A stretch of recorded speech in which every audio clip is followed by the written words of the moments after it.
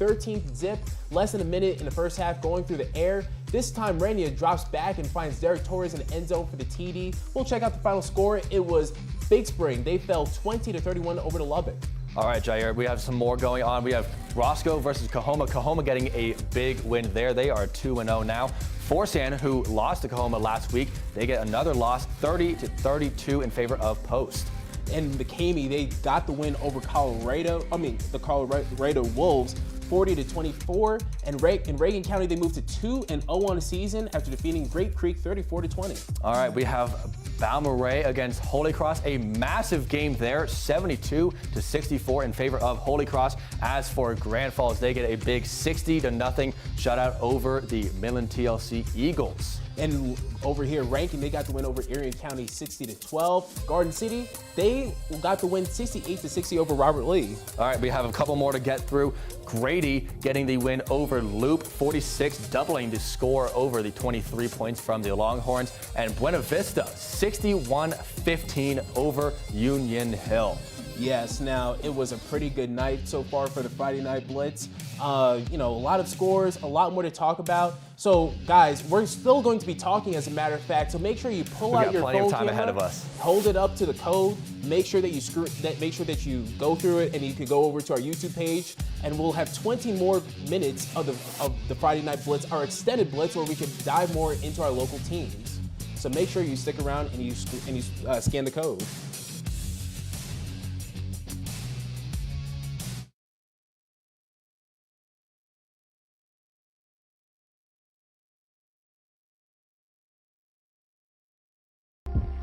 Live from the leader of high school football coverage in the Permian Basin, this is First Alert 7's Friday Night Blitz. Brought to you by Odessa College, United Supermarkets, and Dr. Pepper.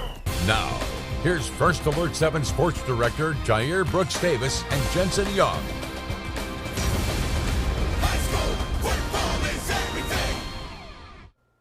Welcome back to the Permian Basin's most in-depth and most experienced high school football show, where we cover the most games. Jensen Young, let's do that football once again.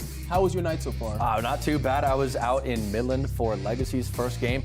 Very exciting for them to have their first home game of the year. We're still waiting on a few of our schools to have a home game. Some of them have been on the road this whole year so far. Let's talk some football, though. Let's see the highlights for Midland Legacy against Euless Trinity. It's the first, like I said, first home game for the Rebels, and they beat Euless Trinity in 2023. That was their last win of the year. Now this will go quick. This is the second play of the game. Jaden Rogers steps back, will launch it to his left. That is Cisco Rodriguez. He's got speed, plenty of space to find the end zone. Touchdown Legacy. The Rebels' first points of 2024, Jair. Now the third play of the game, this is the first for Euless. Quarterback TJ Tuopu passes. It's caught by Euless' number 11. That's Antoine McGee. He will win this foot race, and in less than a minute, we already have 14 points scored, 7 apiece. Euless would go up 21-7. It's Legacy's turn. Jaden Rogers will do it with his own legs. Way to force your way in on that quarterback scramble.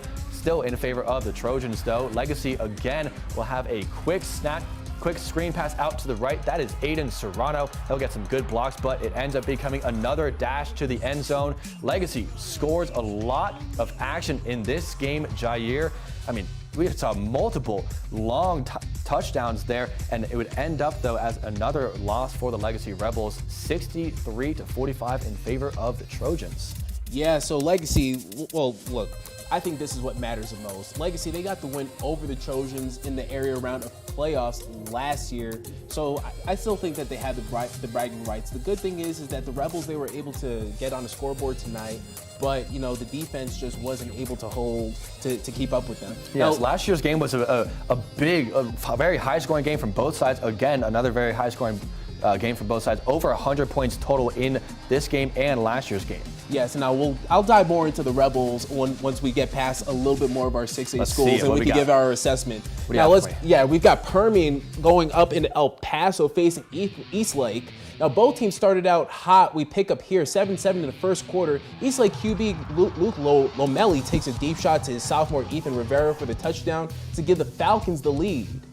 Now the Panthers not going away easily. Next drive, Tyron Williams, a big gain to set up the Panthers nicely. Then on second down, Panthers, they're trying to punch it in, but the Falcons, they take it away. Dominic Soto comes away with the pick. Woo, what a pick there, Jair. I'll take that one. Yes, it is. Now, the Falcons try to take a big lead, but the Panthers, they're able to get the ball back, right back on the tip drill. Caleb Cruz with the interception. Cruise control that is. Now, Odessa Permian, they're able to take advantage of the turnover, and this is what they're going to do with it. Gavin Black getting the chance to tie the score up, and we'll just check out the final score. It is Permian 56, El Paso Eastlake 49. All right, so another win for the Permian Panthers, much higher scoring than last week. Last week was only 13-10 for Permian, but another impressive performance, it looks like, for Gavin Black at running back. Yeah, Gavin Black, as a matter of fact, if I'm not mistaken, I believe, and I could be wrong, I've overheard through the grapevine something like, UTEP is also looking at him as well. Okay, well, he was out in El Paso for this game, so we'll see. So, sometimes in the words of, I forgot who sings They Not Like Us? Kendrick Lamar. Yeah, Kendrick. In the words of Kendrick Lamar, you got to pop out and show up. Okay. So that's I like it. So that's what Gavin Black had to do. Now, one guy that had to pop out and show up was Elijah McCoy with Midland High. Let's check out the highlights of that game. Still in El Paso here. Okay. Yes, Midland High facing El Paso Pebble Hills. That's Elijah right there. Now the Bulldogs with an explosive play. Running back Cutter Lang gets the toss. His blockers come to help as he's able to get past the defense with a long run to the end zone to tie things up. After a big red zone stop, Elijah McCoy doing what he does best, swerving through the defense for the huge touchdown run. This is an 80-yarder to give the Bulldogs the lead before the half. Now, like I said, you got to pop out and show up because Elijah McCoy is committed to UT El Paso, and he was in El Paso tonight as the Bulldogs, they were able to get the win in El Paso 28-23 over the Pebble Hill Spartans. All right, the Bulldogs popping out and showing up, getting their first win of the season, Jair. I like the little bit of Kendrick Lamar action. He is my favorite rapper, so I'll take that. Mine is 50 Cent. Oh, okay, not a bad one there as well. Jair, what else do you have for me? I've got Odessa at LD Bell. So no score, a tush push. Helps Mikey Cota put the Broncos on the board pretty early. I like a little tush push. In high school, we'll take it. Yeah. Now later in the first, up 7-0, Mikey Cota finds Santi Medrano cutting across the middle. He's able to evade the secondary, and he'll take this all the way to the house for the touchdown as the Broncos went up 13-0. Now second quarter, the Broncos were down 16-13. They needed to find a way to score. Mikey Cota goes long and he finds Santi Medrano in the end zone for a second touchdown of the night as the Broncos regain the lead. Let's check out the final score. It's Odessa. They got the win 50-39 over LD Bell. All right, well that's the first completed game of the year for Odessa, Jair, and it's a win. 50 points dropped on them. Not too bad there. They'll be they'll be actually hosting El Paso next week. Yes. Not heading to El Paso. Yeah, they will be hosting El Paso Eastwood next Friday. Now, just quickly on our 6A teams. So Jensen, Legacy, they were able to get on the board tonight. They held up a little bit with Euless Trinity. I'm about to say El Paso. We have a lot of teams going on right now. Yeah. So they're able to hold up with Euless Trinity. So what did you think of that game? You were there. Yes. Well, as we saw, over 40 points scored for the Rebels. A lot better than last week when they were shut out 61-0 against Allen. But another time where they have a tough team, and this time they are hosting, but again, just can't get it done, allowing over 60 points once again. Really seems like defense has to be figured out for the Rebels, I would say. One thing that because you can win by scoring 45 points typically. Yeah, well, you can't. Well, yeah, you can. But my thing right now so far, and this is going over to our 6As, I've been getting stopped by a whole bunch of people, and they tell me, this team is just this, and this team is just going to go downhill. I mean, and I just got to say that, it's very early in the season, and you never know what's going to happen. It really is, especially being a non-district game still. Once we get to the districts, that's kind of where everything comes to play. That was a point that Clint Hartman made about his Legacy Rebels after that big loss to Allen. He was like, well, it is a loss, but it doesn't really count for something that matters at the end of the season because it all comes down to districts. So we'll see what happens. Yes, that's right. And also for Odessa High, that was a pretty impressive win tonight, getting the win 50-39. So very impressive there. Yeah, Coach Hartman, that's another Hartman as a matter of fact. He said that he felt like they matched up pretty well with LD Bell heading into this matchup. So yeah, he definitely felt good about it. Turned out to be a pretty good win. You know who else got a good win, Jair? the Midland Christian Mustangs. Let's look at the score. They had their game against the Bishop Lynch Friars. Look at that, only 3 points allowed by the Midland Christian defense, scoring 20 of them. That's not a bad win for them right there. No, it is not, Jensen. Pretty good comeback for them, especially after a tough week 1 loss. So Coach Cunningham, he should be pretty happy with the way of how the Mustangs came out tonight, especially. And he also emphasized that it's their first home game of the season. Yes, and they it's were always a a big fired one. up. You want to win your first home game of the season. Midland Christian did, so good for them there. Yes, that is very, very true. All right, well, you know what we do have to talk about, Jair? It is our Band of the Week. Let's see. Here's tonight's Band of the Week, brought to you by America's Wholesale Furniture. All right, so we had Stanton and Wink face off for the Band of the Week. We had a good poll going. Let's see the results of it. Stanton winning that, over 1,000 votes for them, 1,068 votes to Wink's 654. I like that. Almost 2,000 votes for everyone. Let's hear from the Stanton Buffaloes marching band.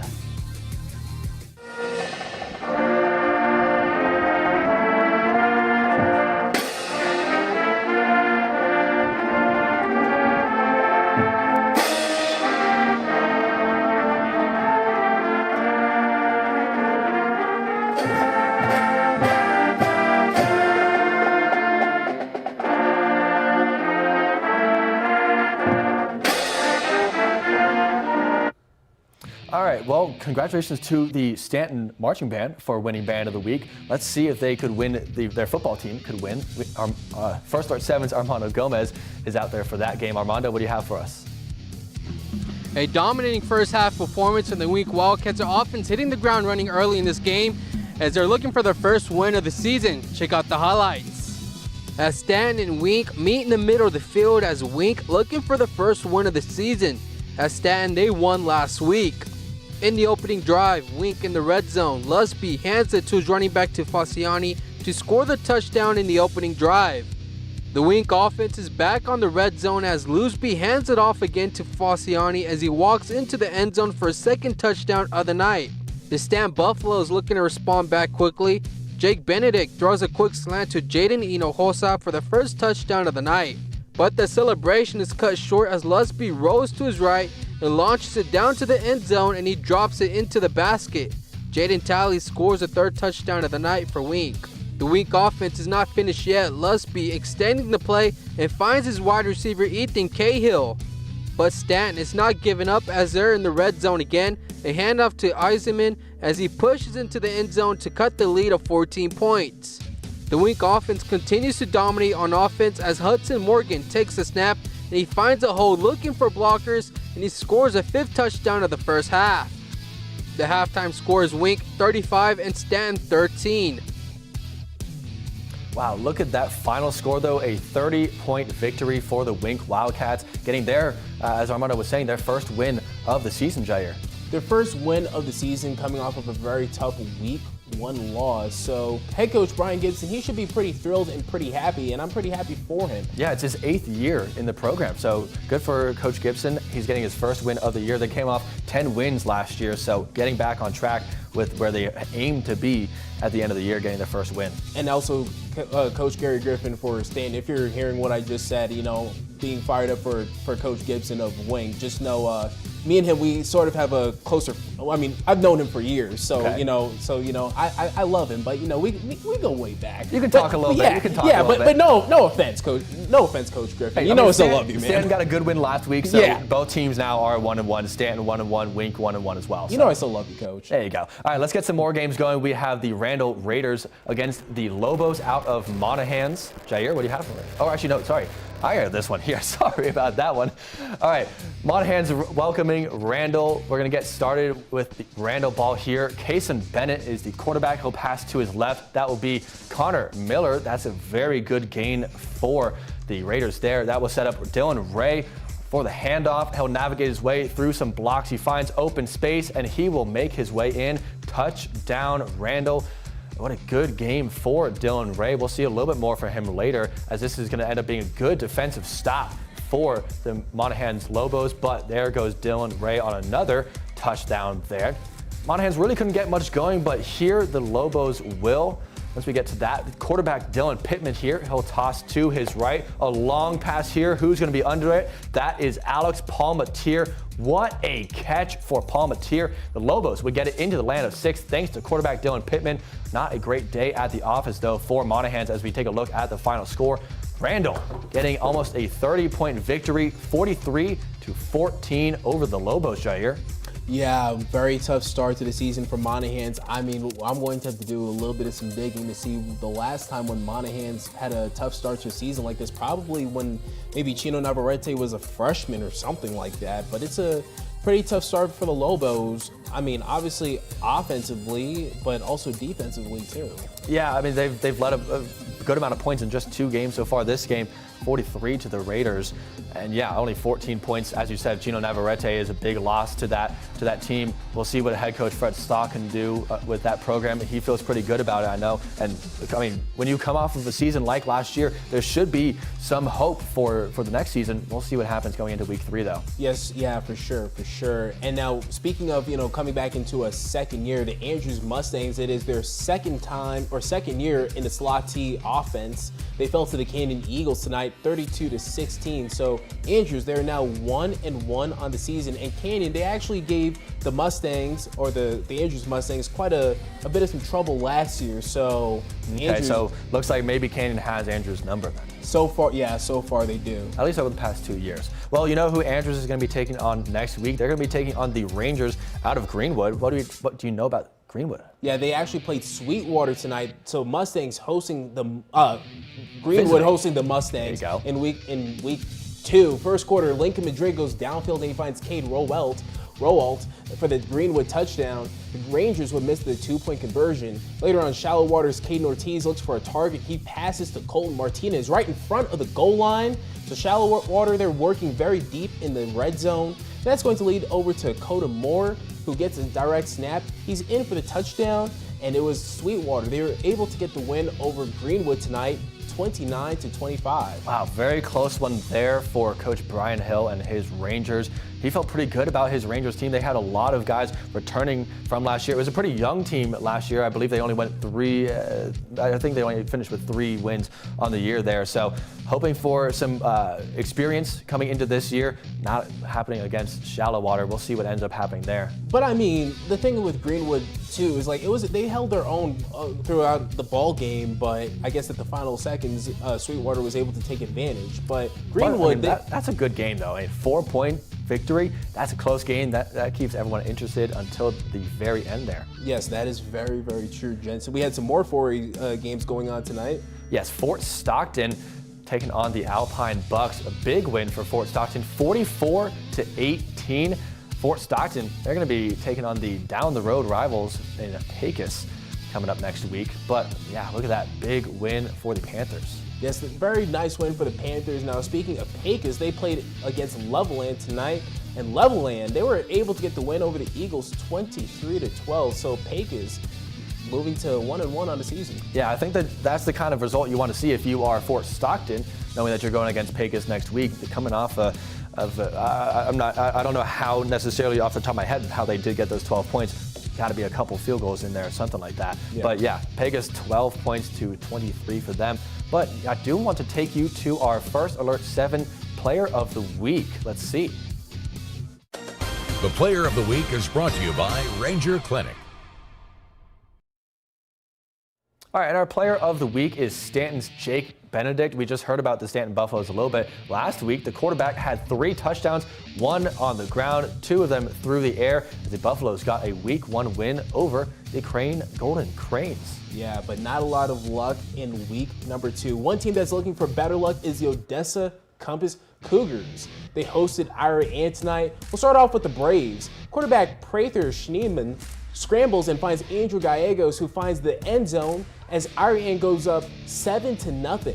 Compass has an answer. Kason Smart with a screen pass over to Rylan Ferris. Daylight ahead of him. He's going to keep chugging to the end zone for the Cougars touchdown. We're all tied up at 7 apiece in the first quarter. But right after, Ira Ann receives the kickoff.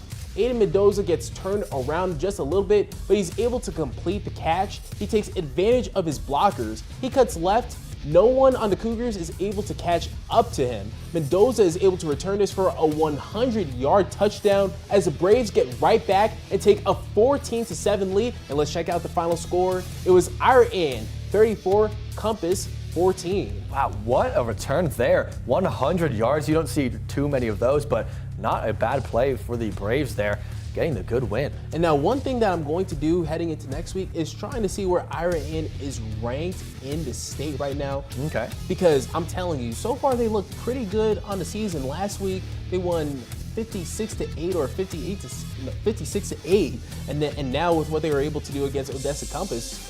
But I mean, Iran, they look pretty tough, gents. Yeah, I mean, if it was 8 last week, then that's 22 points allowed across 2 games. That's incredible defense and incredible offense from the Braves out of Iran. Yeah, so Iran, they could be a team to deal with if you're in that district. So yeah, let's look out for them. Yeah. We have some more games coming up, though. Let's talk about it. The Crane Golden Cranes and the Kermit Yellow Jackets, a win for Crane, 41-22. That was in Kermit, so Kermit, they're getting a lot of their home games out of the way at the beginning of the schedule. They're going to be doing some stadium renovations, so you want to get your wins at home when you still can, but not tonight. Yeah, well, yeah, you're right about that one. Now, Crane, pretty good follow-up to week number 2 after what happened in week number 1 against Stanton. Now, Crane, they're actually going to be hosting Iran next week. Yes, Iran was your key team for you. We'll see what happens. That could be a pretty good game next week. I got to think about who I'm going to send to that game. We have a lot of our own teams going up against our own teams. We do. It should be a very exciting week 3 for us. A very good Friday Night Blitz will be coming up for that. Kermit has a good game. They'll have Kahoma, I believe, is 2-0. Oh, they had a very good win against Forsan. We'll have another score for Kahoma in just a little bit, but yeah, pretty good for Kahoma there. Yeah, we'll see. I got to think about my scheduling for next week. Now, speaking of scheduling, we had some Thursday night football. It was Big Spring. They're in Lubbock, Jensen. Now, we'll start out in the second quarter. No score. Westerners pushing towards the end zone. QB Zach Renia hands it off over to Braden Dunkerson, and he'll get some help from the defense in for the Lubbock High touchdown. But if it ain't broke, don't fix it. Renia, again, with a handoff over to Dunkerson. He takes it outside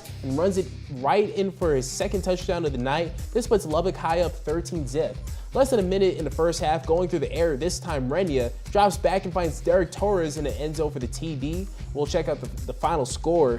Big Spring, they fell to Lubbock 31-20. All right, well, yeah, it looked like Lubbock really had Big Spring's number there, just dominant through the ground, dominant through the air, ended up with an 11-point win there. Big Spring still looking for their first win on the season. And fun fact, actually, the Steers, they had a 3-year win streak against the Westerners. So Lubbock, they were able to cut the streak. Okay, I know all about streaks and all, and breaking those. You always have fun when you finally get your win against a big rival there. All right, let's have some more, though. We were talking about Kahoma. Kahoma gets another win tonight. They are 2-0 in the battle of the Bulldogs there, looks like. 48-14 over Roscoe. Kahoma in week 1 beat the Forsan Buffaloes, and Forsan now is 0-2 after losing to Post. That is very shocking so far for Forsan. So I think that they're able to come back with a week number 3 victory. I think that they're going to pull out all the cards. All right, let's see what happens for them. We have some more games to talk about. McCamey and Colorado, the Wolves out of there. McCamey getting the win, 40-24. Reagan County Owls also getting a win, 34-20 over the Eagles out of Grape Creek. Reagan County is another team to keep an eye out for. They are 2-0 on the season. Not a lot of people had belief in them, but they believed in themselves. I mean, after 2-0, you got to have some belief in there. Yeah, now them boys believing in themselves. So keep an eye out on what Reagan County can do going forward throughout the rest of the season. All right, let's see. We got more games. We have a little bit of 6-man to talk about. Grand Falls, 60-0 over the Midland TLC Eagles. Balmorhea, Holy Cross, look at that, Jair. We were talking about a couple games with over 100 points scored. That's over 130 points scored. 72-64. Holy Cross escapes with a win there. Obviously, a very close game one. So holy moly, Holy Cross able to get the win over the Balmorhea Bears. That is actually very shocking when you look at that. Especially with what Balmorhea did last week over Midland TLC there. So Balmorhea big win last week. I think it was a shutout. Don't quote me on that. It was a shutout. Balmoral shutting out Midland TLCA week 1 and then giving up 72 points in week 2. That's quite the turnaround. So Holy Cross is definitely a team to look forward to and just trying to see what they can do throughout the rest of the season as well, too. Now, we had some more games tonight. Rankin over Arion County, 60-12. Not really shocking regarding those Red Devils. Rankin's been looking very good. They lost a little bit of talent from last year for sure, but they do have a lot more talent this year. They are the Bunger family is a big Rankin Red Devil football family down there in Upton County. Excuse me, I was going to say Union County. Upton County. Rankin getting, like you said, big 48-point victory there. As for the Bearcats out of Garden City, 68-60 over Robert Lee. Another game over 100 points scored, Jair. These 6-man games get fun. Over 120 points, as a matter of fact. Now, there was more games tonight. No score reported right now that we have between Fort Hancock and Marfa. As for Ackley Sands, Ackley Sands defeated O'Donnell 66-18. So pretty good, pretty high scoring games, Jensen. Yes, a lot of games, a lot of teams scoring into the 50s and into the 60s. We've seen that a lot. We have another one into the 60s. Buena Vista, 61 points for them, beating Union Hill. As for the Grady Wildcats, they double the Loop Longhorns, 46-23. Jair, you've had a very good week 2. Is it kind of what you've expected, though? In terms of the 6-man scores? All around. We have a lot of games that we've talked about tonight. Well, I think that... Let's start 6-man. Well, we'll start off with 6-man. I mean, it could always be very hit and miss when it comes to 6-man football. So, I mean, you just never know in terms of the scores. There could be some surprises. For example, think about like Balmoral losing. Yes. Giving up 72 points. You don't see that much. I mean, you can see that for sure, like you were saying, in 6-man, though. Yeah, I mean, like, upsets could happen, but for Balmoral to actually lose a game, I'm very shocked about that one. Now, as for all around, some of it is stuff that I expected. Permian Panthers, they are 2-0 on the season. Yes. So that is something that we're definitely going to be able to keep up with heading into next week. They're going to be back at home next Thursday, as a matter of fact. All right, and Thursday game. I love those. Now, Odessa High, for them to defeat LD Bell, that gets my guy Jay Hendricks pretty fired up. Okay. Shout out to Coach Eric Hartman as well, too, for that win. He came into this game very, very confident. Now, that game, I mean, I don't want to say that it shocks me because there's something that he knew that maybe I didn't know. And as for Midland, he felt really good about that, honestly, and scoring 50 points. We were talking about the improved offense for Odessa this year with Mikey Cota returning. They did lose, obviously, Ivan Carrion to Oklahoma, I believe he went to, correct? Yes, he did. So they did lose Ivan Carrion, but they have a lot of really good wide receivers to work with. But yeah, great win there for the Odessa Broncos. First win as a Broncos head coach. That is true. For Eric Hartman. Congratulations, yes, Coach Hartman. Because, I mean, didn't have much of an opportunity last week because that game was rained out and postponed, I think canceled. So congratulations, Coach Eric Hartman, on your very first win. Yeah. So, welcome back to Odessa as well. Yeah. So very good night for football, and we want to thank all of our viewers for making sure that you all tune in, watching us on First Alert 7, and checking us out on our YouTube page. Yes, always a good time to join you here on Friday nights. We'll be here for the entire season. A lot of good games to come. And we're not even into week 3 yet. We're not even 30% through the regular season. Goodness gracious. Non-district has been so much fun. And it's going to get even more fun next week when a lot of the Permian Basin teams go up against each other. Yes, a lot of close games. Not a whole lot of traveling as there has been a lot of the first 2 weeks. Yes. Well, that will wrap it up for here on our YouTube show. Folks, I hope you all have a good weekend, and we'll see you for week 3 of the Friday Night Blitz.